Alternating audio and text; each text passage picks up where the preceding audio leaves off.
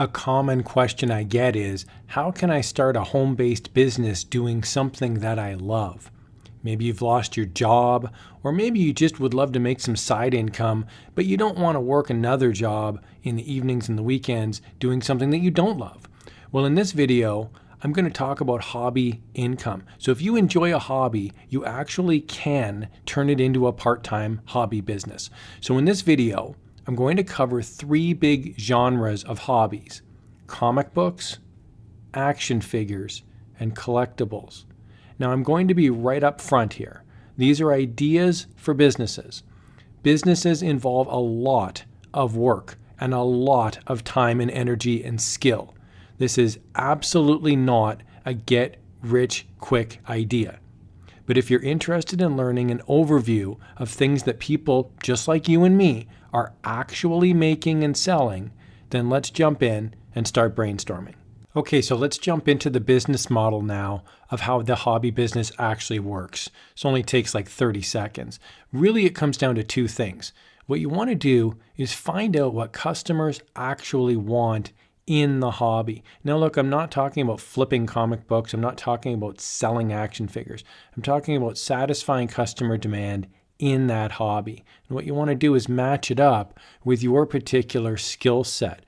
So maybe, for example, you work with a 3D printer, or maybe you're a woodworker. We'll get into those examples. And let's start off with the first niche that I want to talk about here is comic books. Now, I think people are surprised with comic books. You don't actually need to have vintage, old, 10-cent 1950s comic books in order to make money. Here's an example of a newer comic book. This is Todd McFarlane from 1990. And yeah, I know it's a few decades ago, but there's books that are only a couple years old that get what we call slabbed, and they're worth quite a bit of money, hundreds and hundreds of dollars. Okay, so these are things that are actually made by people just like you and me. So I'm going to point out some things that are great about it, but I'm also going to point out some things that maybe there's room for opportunity. One of the beautiful things about these industries is how niche they are. So here's an example of a comic book frame. And the idea is somebody here's built a frame that they've then matted, and they're selling this for $63.14 US. And they've actually sold quite a few of these. You can see they're Perfect Cases is the name of the seller. They've got a 15,630 rating. So this is actually like a really beautiful frame. And it's pretty obvious here. They've bought a frame, and then they've put a mat in the frame. And from there, you can put a comic book in it. Now, I want to point out, and this is not me trying to be critical here, but as a consumer, I would not buy this frame. And the reason is pretty picky. But you can see right there at the bottom, Spider-Man does not have a hyphen. Spider-Man actually does have a hyphen in the comic book. So I would not buy this because to me, there's an opportunity there. I would make my own frame and I would actually have a hyphenated one at the bottom. But again, to each their own. Some people don't really care about that sort of thing. I'm not saying this is a bad design or anything like that. It's a gorgeous frame. Here's another one. This is a comic book frame for one of those CGC books. So there's slabbed books out there. So people spend big money, myself included, and they go to a place called CGC, which is a collectibles company, and they put in plastic in a frame that you can't open, they put a comic book. And so the comic book might be worth hundreds of dollars. So here's a frame that hobbyists would purchase to simply display their high-end display item. Well, this is selling for $44.99 US. Now, if you're a woodworker, you're probably starting to drool right now because you're looking at that going, wait a minute, that's just a couple pieces of collector wood with a bit of a backing board on it and a little sliding opening.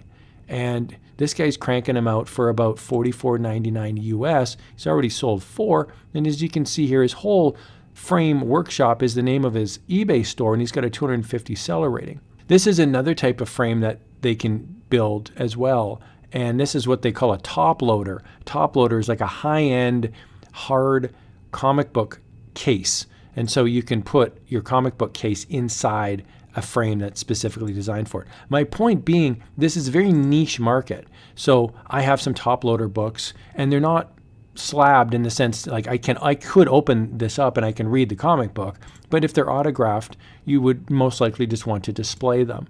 So this is a great idea. You can build a frame, and then you can have your top-loaded books sitting in the frame. This guy is selling this frame for $89.99 US. And what I do when I look on eBay for this stuff is I see how many watchers there are, and I also see how many, not necessarily sales, but how much their seller rating is. Because if their seller rating is like over, like in this case, 250, that's a pretty high number. They've probably made hundreds and hundreds of sales, because not everybody leaves feedback. Here's an interesting idea. This is a comic mount, which is a trademarked and patented idea, but it is a plastic frame that you can assemble and you can have your comic books up in your room. And this is $5.99 US. This person has sold more than 13,000 of them. Now, I'm not suggesting that you reverse engineer a trademarked or a patented idea, but what I am suggesting is if you're good with plastics, molding, you may want to come up with a design that satisfies this need, but not in a way that obviously would infringe on somebody's patent. You could also look at suppliers and see if you could get a distribution channel with those suppliers. So here's some displays that aren't frames. They're set up to be on your shelf. This is a frame that's set up to be on the wall. Here's another frame similar to the first one that we saw. This was the single frame, and I didn't really like how the Spider-Man wasn't hyphenated, but I think the frame itself is gorgeous and the matting is gorgeous as well. Well, here's a similar one. This is actually a double frame. And look at the niche opportunities. The first frame we saw was a regular black frame with no molding in it. It's just a regular black frame. This one is like got little molds around it. It's actually got like divots in it. So this is a completely different frame. So some people may like this, some people may not like this. The idea is even if you look at a niche opportunity and you go, well, there's lots of competition. Yeah, but maybe make Spider-Man with a hyphen. Maybe create the frame with no molding on it. You could have all sorts of different opportunities. This is a double frame that's selling for $96.53 US. They've sold a couple. Here's a created comic book frame that's got a little printed thing at the bottom. Could be a little wooden icon. Could be Spider-Man, Batman, Green Lantern, Superman. There's all sorts of little logos. And this person's created a graded comic book frame. They've sold one $94.99 US. And that's plus shipping, by the way. Here's another one. Now you can buy this frame. This is a BCW, which is a comic book supplier. And the reason I bring this up is you can use this as what your competition is. So this is sort of out of the box. You would purchase this from like the comic book supply company. They supply comic book backing boards and that sort of thing. Now this is $12.99, but this to me is not a great looking frame. The top and the bottom are not the same size as the left and the right, and it looks kind of cheap. So again, to each their own. I'm not putting anyone down who's purchased it. I'm just saying there's different opportunities. This is a $12.99 frame that looks great if you're on a budget.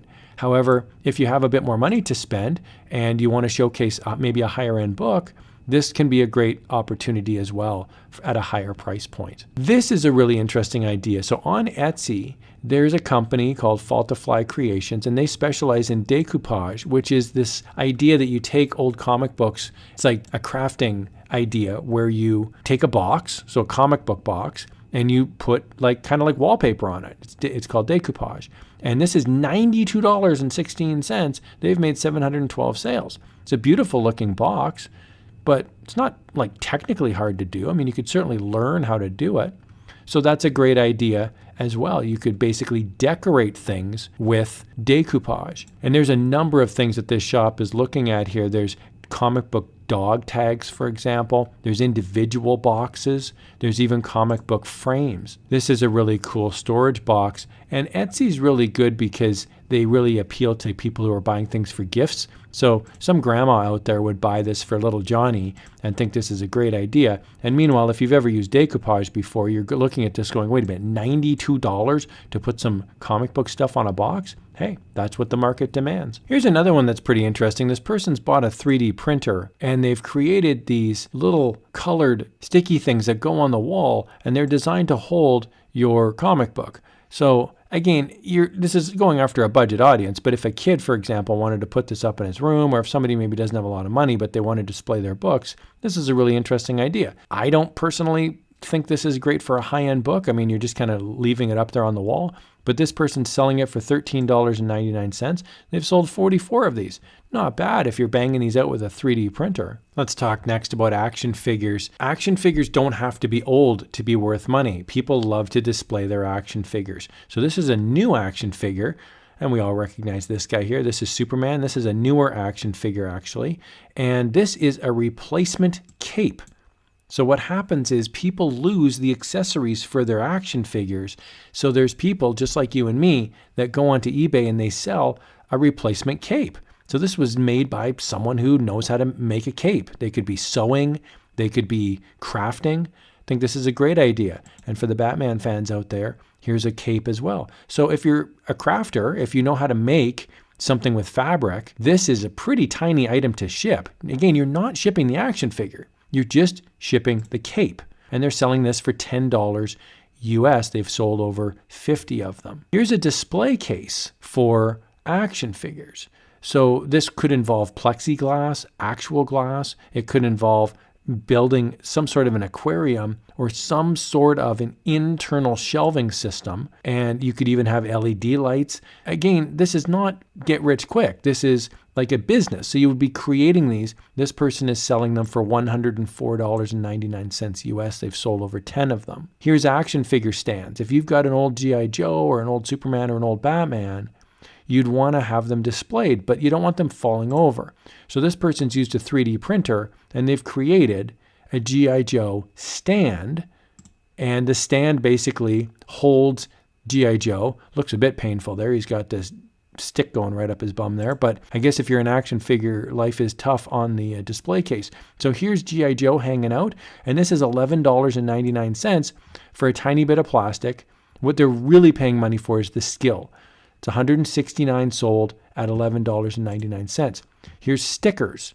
So this is a person who's created die cut stickers. And what die cut means is you don't need to cut them out with a pair of scissors. You just literally peel them off the page and you can then use them. You could use them on your existing old Transformers, new Transformers. You could put them on a hockey helmet, motorcycle helmet, a binder. This person's selling sticker sheets for $12. They've sold 16 so far. Here's another type of action figure stand. And if you're a G.I. Joe or a Star Wars fan, you'll recognize something like this. These are little tiny 1-inch by 2-inch plastic stands.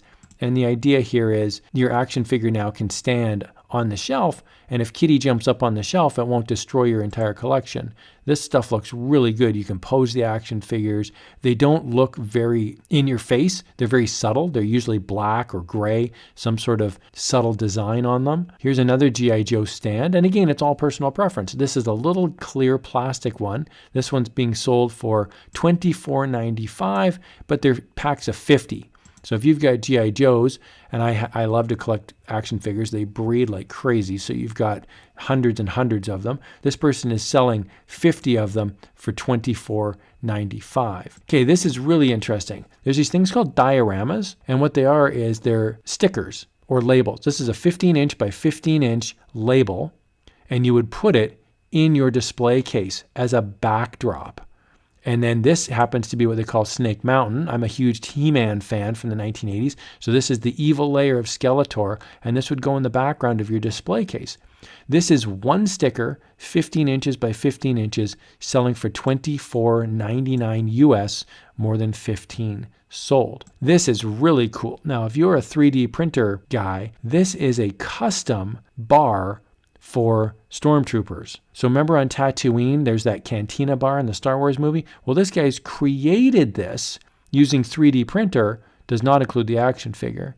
But that's the easy part. Anybody can buy the action figure. Buying the cantina is the hard part. Check that out. This guy's selling it for $26.99. And if you're thinking, well, it would take him forever to make that, he's cranking these out on a 3D printer. He has more than 10 available, and he's already sold 12. Now you'll see here it says 6 watched in the last 24 hours. I pay attention to that.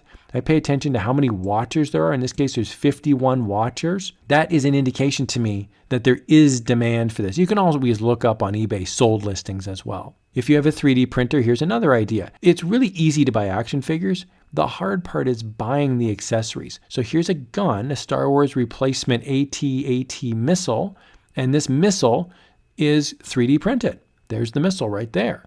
and they're selling this missile for, in this case, Great British pounds. So it's about $17 Canadian and maybe about $15 US. And they've sold 15 of them. Okay, this is the weirdest one I found. I have to share this. So there's Spider-Man hanging out by a fire hydrant. They're selling the fire hydrant. The fire hydrant's being sold for $13 US. They've already sold 2 of them.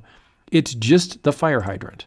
So when people create displays for their action figures, I love it. They go a bit hog wild and they create these like little mini movie sets.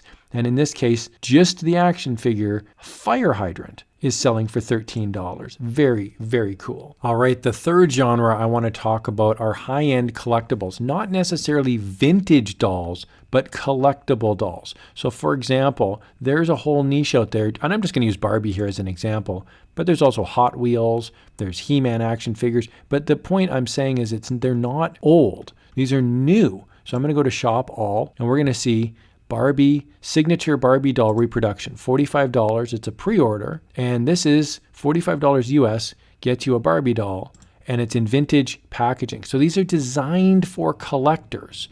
These are not old Barbies. These are brand new. In fact, they haven't even made them yet. They're going to get pre-orders, and you can order as many as you like here. Sometimes there's a limit, like limit 2 per order. But the idea is there's a whole genre of collectors out there that want to purchase and then showcase high-end collectibles like Barbie or Hot Wheels. So here's a custom Camaro, the 25th anniversary. This is a Hot Wheels that's selling for $25. Now, I'm not suggesting you're going to sell the car, and I'm not suggesting you're going to sell the Batmobile for $25. This is a limit of 5 per customer. So people do this, right? They buy this, and if they think it's going to go up in value long term, they'll purchase all 5, and then they'll sit on it for a couple of years, and then they'll list them on eBay and flip it. So you could do that. But what I'm talking about is supporting this industry with these ideas. So here's how you can do this yourself. You go onto your local eBay website, whatever country you're in, ebay.ca, ebay.com, whatever, and then you type in something replacement something. So for example, Barbie replacement parts, Barbie replacement clothes, Hot Wheels replacement. And then on the left-hand side, you're going to scroll down to the left and you're going to click on sold items. And that's going to show you what's actually been sold. They'll show up in green, which is nice. So there's really 2 ways you can do replacement parts for collectibles. One is you can go to garage sales and you can purchase just lots of old toys and then sell them individually. So people will sell at a garage sale a huge box of old Barbie stuff for $30. And then you would split it out and list them individually. So here's a Barbie Dreamhouse 2018 replacement parts and table. And this could have been part of a larger lot, for example. Some people make things using a 3D printer or using a digital engraving machine or some sort of a laser cutter, and they will also list them as replacement parts. Some of them are custom. That's the other thing that you can search for as well. You can type in Barbie custom, and then all of a sudden you've got an entire day's worth of things here to look at.